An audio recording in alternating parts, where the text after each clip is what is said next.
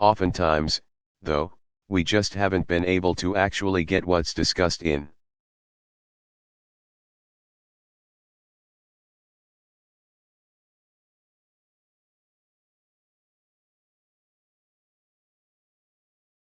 a leadership meeting through caucuses in the House and the Senate to deliver a bill.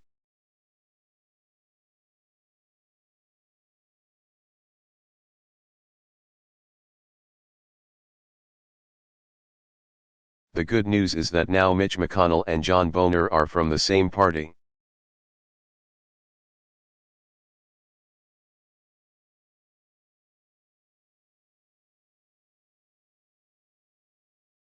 I think they can come together and decide what their agenda is.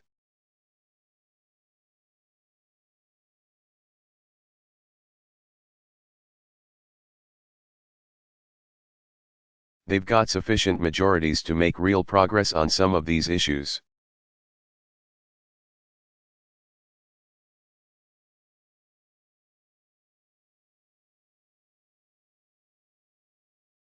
And I'm certainly going to be spending a lot more time with them now because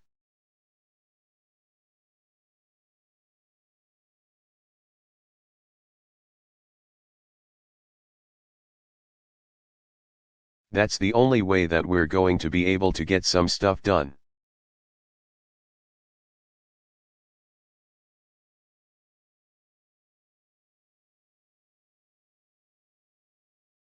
And I take them at their word that they want to produce.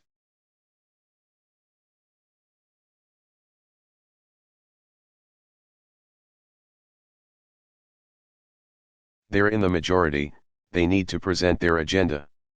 I need to put forward my best.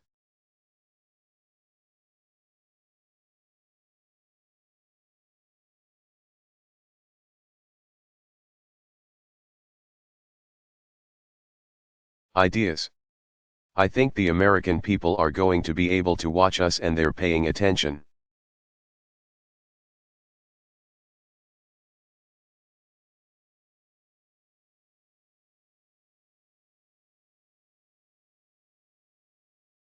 To see whether or not we're serious about actually compromising and being constructive.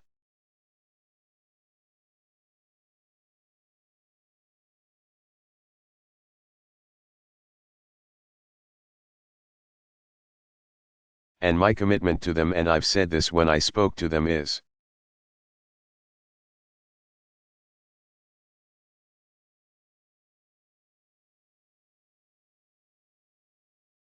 that anywhere where we can find common ground, I'm eager to pursue it.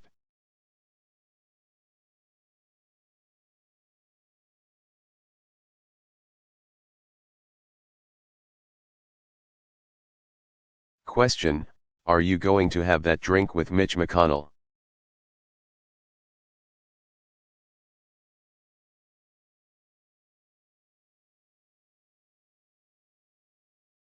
Now that you joked about at the White House Correspondents' Dinner?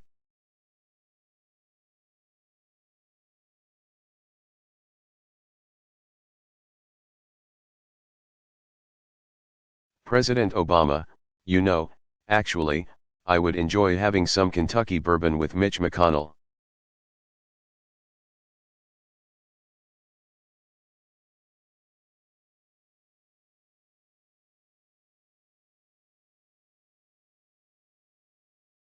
I don't know what his preferred drink is, but my interactions with Mitch McConnell.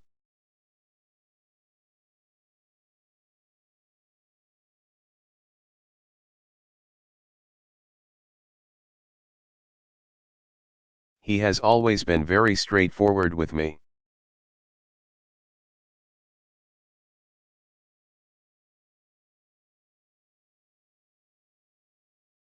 To his credit, he has never made a promise that he couldn't deliver.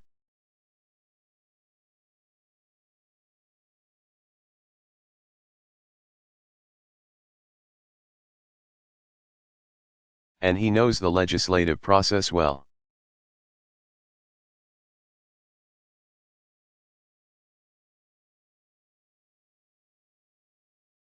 He obviously knows his caucus well. He has always given me, I think,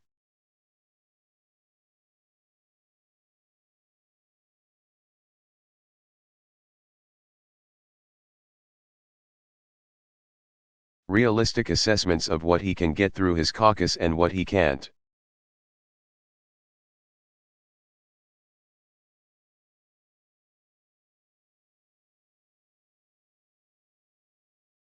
And so I think we can have a productive relationship.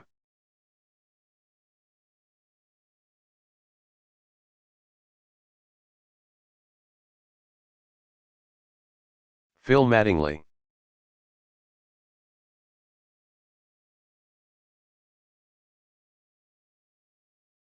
Question, thank you, Mr.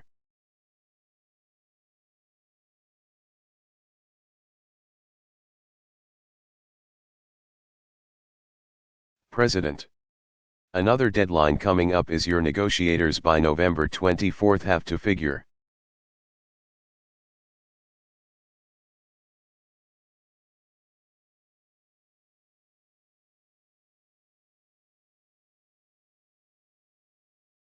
Out if they're going to reach a deal with Iran on a nuclear area, a nuclear agreement.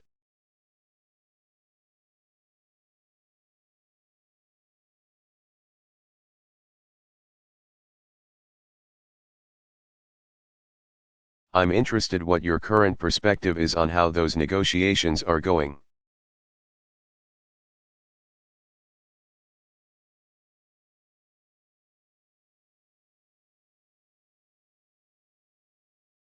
Also if it is your feeling that you have the power to implement any.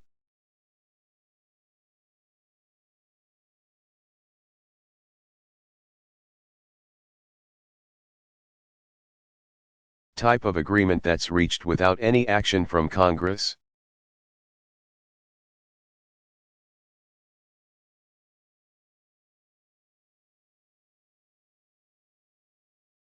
And then, also I just wanted to quickly touch on the AUMF that you mentioned earlier.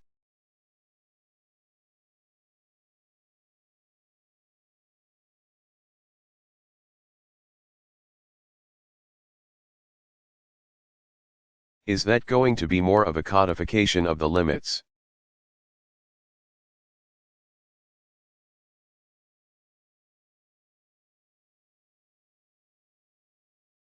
That you've put in place for the mission up to this point?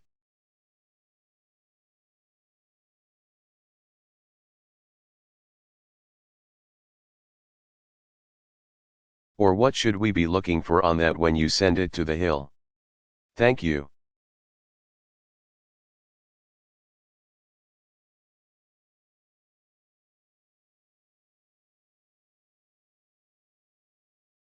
President Obama, on the AUMF, the leaders are going to be coming here on Friday.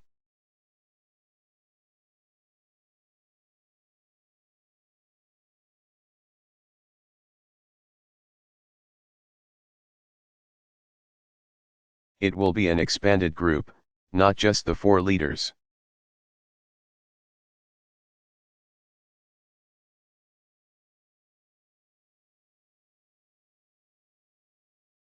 But a larger group who all have an interest in the issues we're discussing today.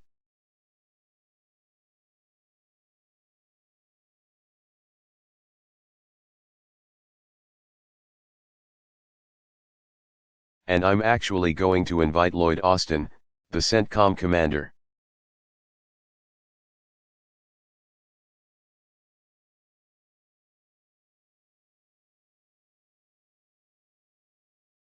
To make a presentation about how our fight against ISIL is proceeding and I think to answer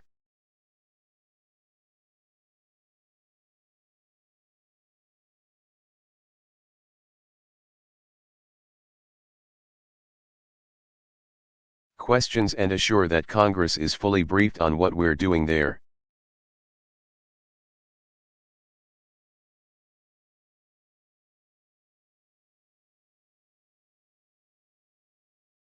With respect to the AUMF, we've already had conversations with members of both parties in Congress.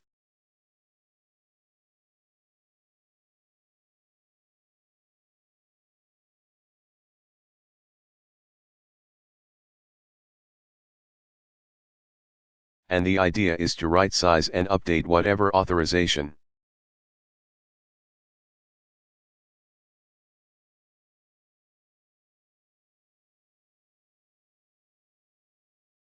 Congress provides to suit the current fight, rather than previous fights.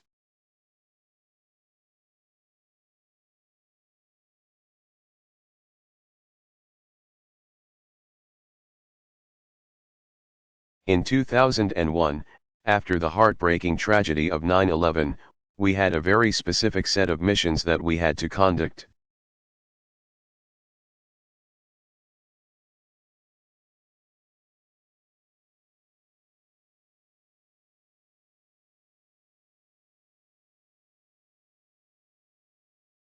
And the AUMF was designed to pursue those missions.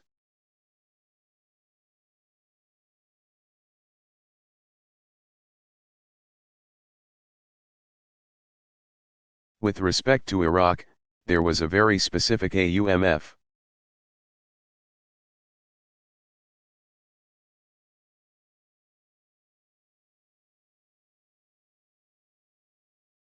We now have a different type of enemy.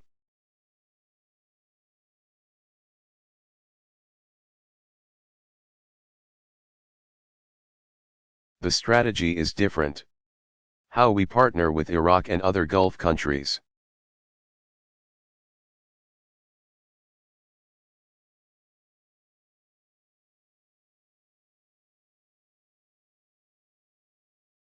And the international coalition that has to be structured differently.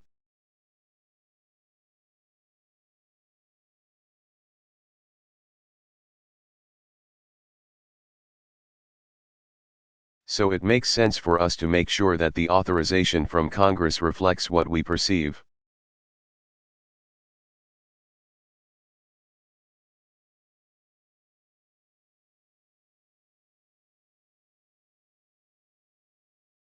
To be not just our strategy over the next 2 or 3 months, but our strategy going forward.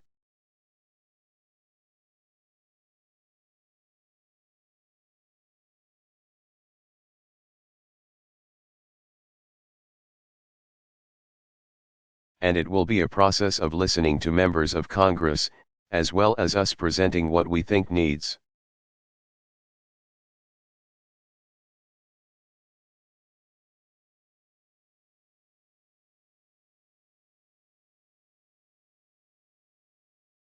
To be the set of authorities that we have. And I'm confident we're going to be able to get that done.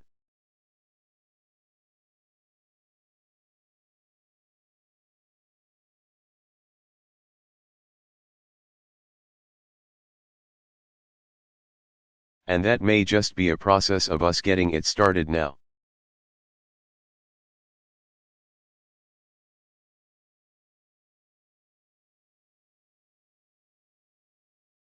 It may carry over into the next Congress.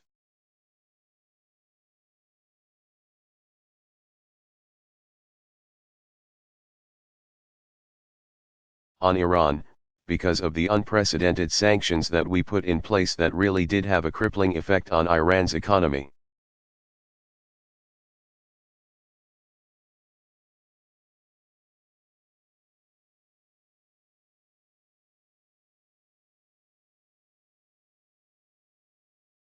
They've come to the table and they've negotiated seriously.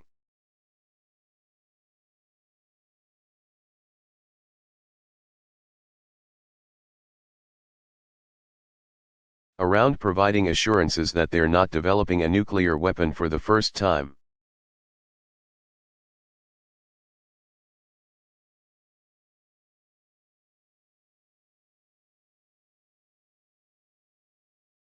And they have abided by the interim rules.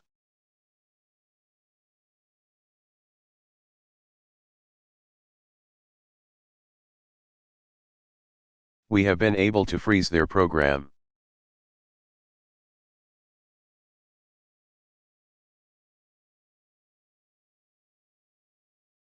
In some cases reduce the stockpile of nuclear material that they already had in hand.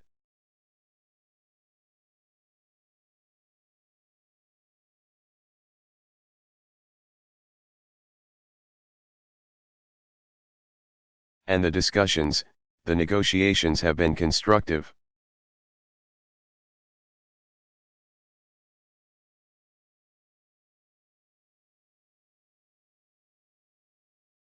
The international community has been unified and cohesive.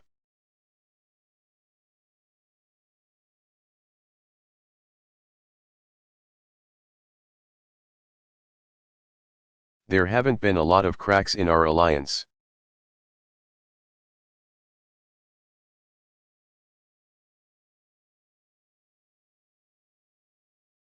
Even countries where we have some differences, like Russia, have agreed with us and have worked with us.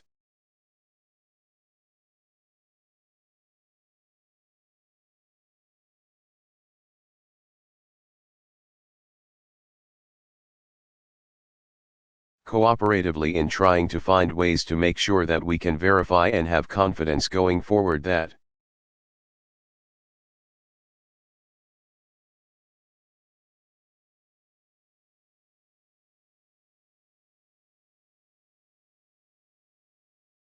Iran doesn't have the capacity to develop a nuclear weapon that could not only threaten friends of ours like Israel.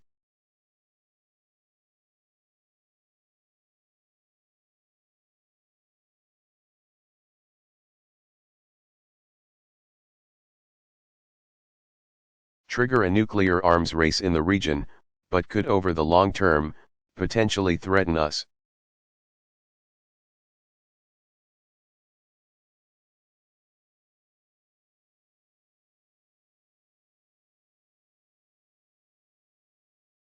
Whether we can actually get a deal done, we're going to have to find out over the next 3 to 4 weeks.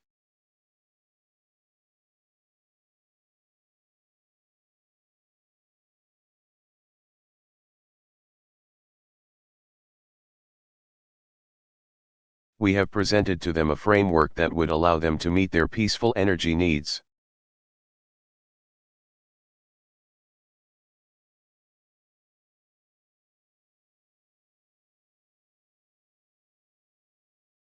And if, in fact, what their leadership says, that they don't want to develop a nuclear weapon if that is.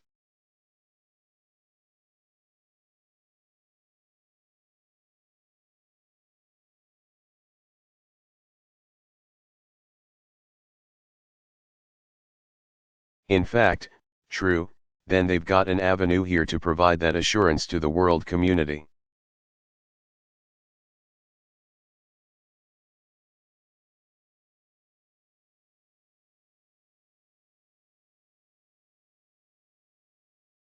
And in a progressive, step-by-step, verifiable way.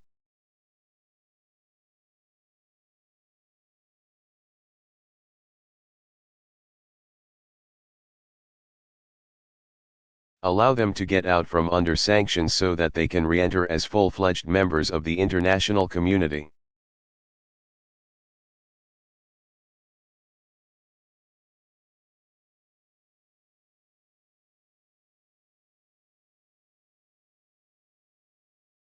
But they have their own politics, and there's a long tradition of mistrust between the two countries.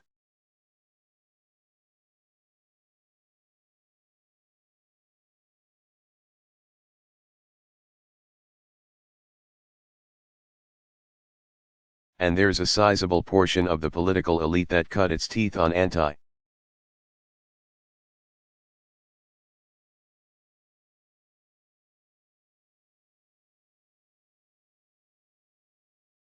Americanism and still finds it convenient to blame America for every ill that there is.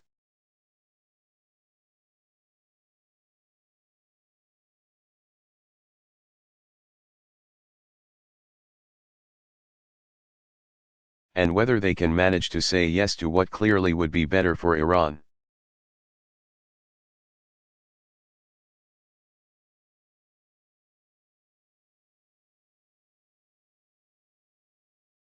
Better for the region, and better for the world, is an open question.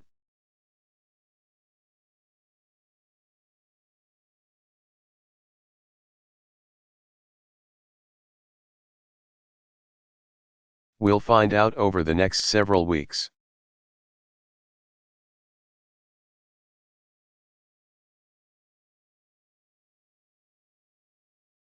Question, sir, on whether or not you have the power unilaterally to relax sanctions to implement an agreement.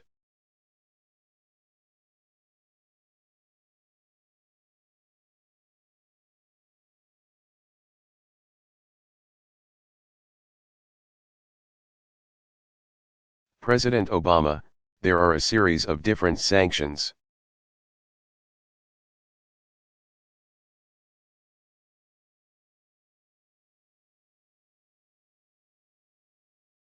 There are multilateral sanctions, there are UN sanctions.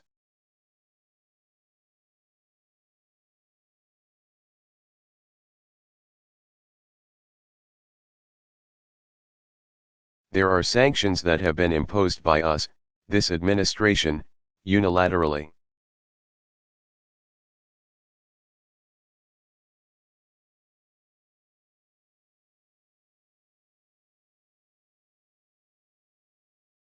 And I think it's different for each of those areas.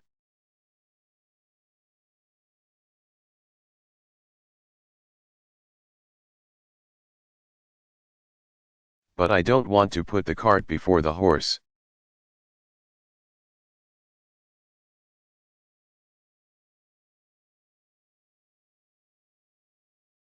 What I want to do is see if we, in fact, have a deal.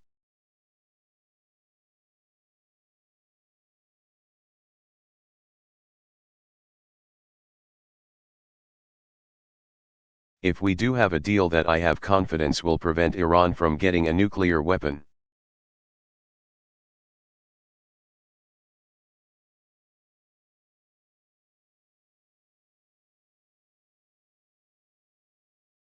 And that we can convince the world and the public will prevent Iran from getting a nuclear weapon.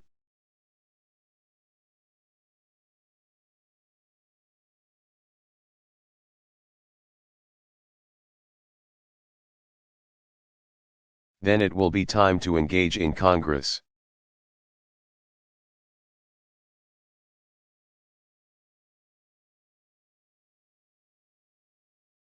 And I think that we'll be able to make a strong argument to Congress that this is the best way for us to avoid a nuclear Iran.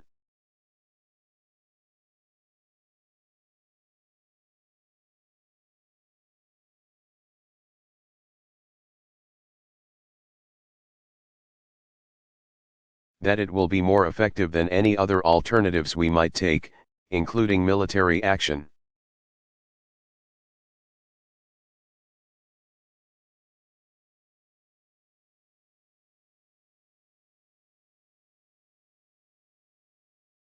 But that requires it being a good deal.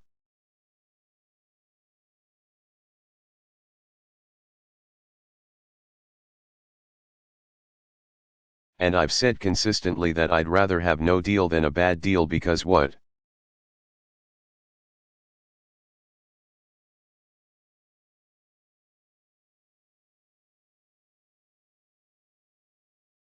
We don't want to do is lift sanctions and provide Iran legitimacy but not have the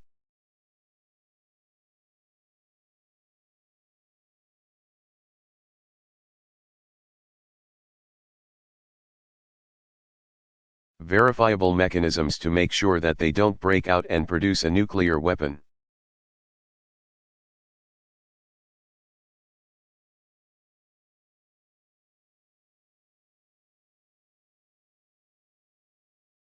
Ed Henry.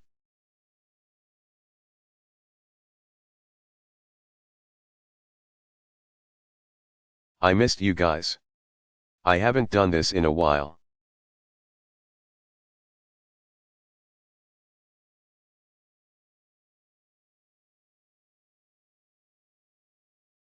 Question, I know, I've missed you.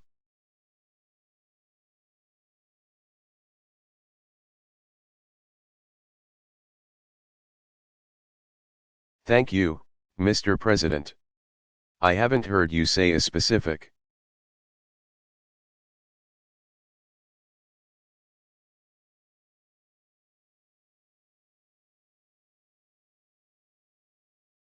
Thing during this news conference that you would do differently.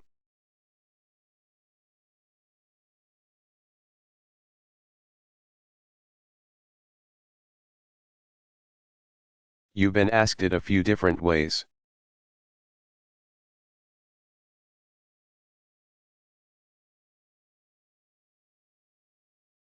I understand you're going to reach out, but you've talked about doing that before.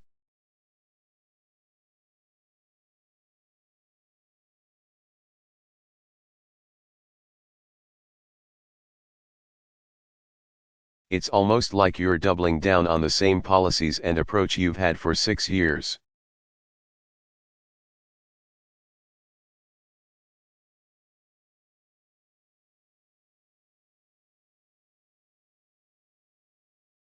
So my question is, why not pull a page from the Clinton playbook and admit?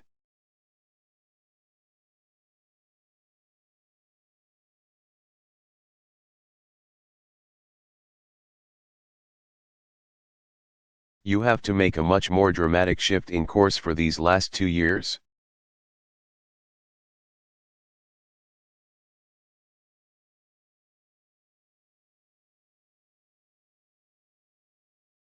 And on ISIS, there was pretty dramatic setback in the last few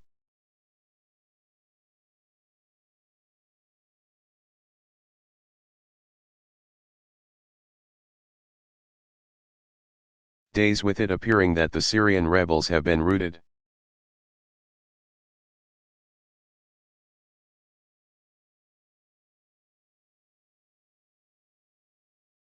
There are some Gitmo detainees who have rejoined the battlefield, helping ISIS and other terror groups.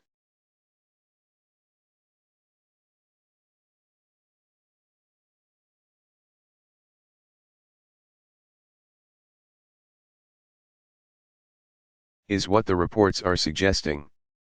So my question is, are we winning?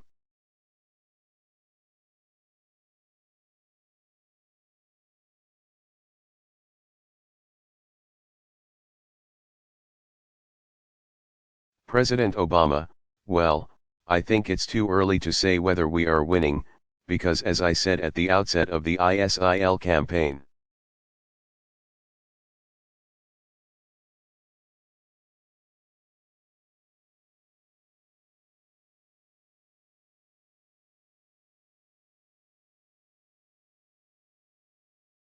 this is going to be a long-term plan to solidify the Iraqi government.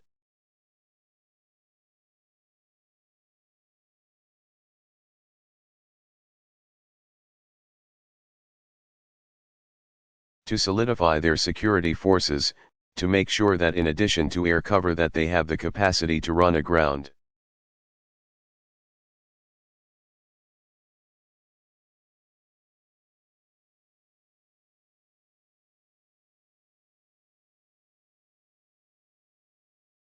Game that pushes ISIL back from some of the territories that they had taken.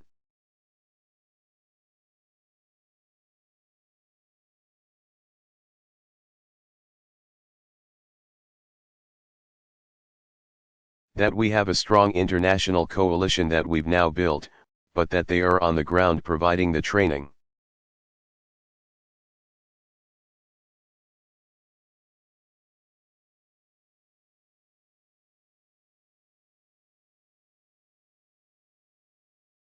Providing the equipment, providing the supplies that are necessary for Iraqis to fight on behalf of their territory.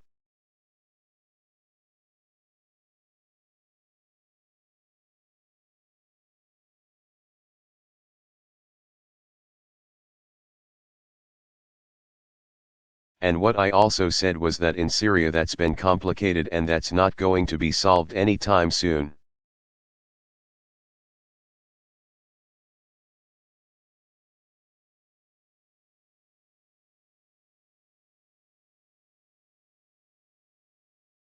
Our focus in Syria is not to solve the entire Syria situation.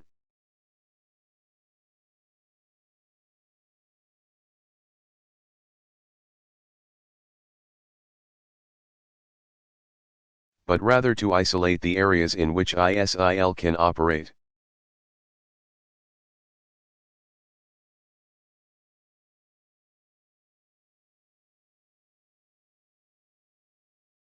And there is no doubt that because of the extraordinary bravery of our men and women in uniform,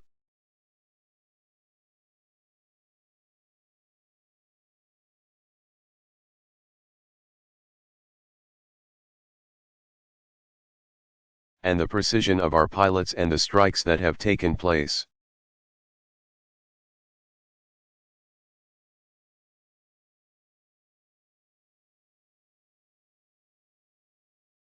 that ISIL is in a more vulnerable position and it is more difficult for them to maneuver than it was previously.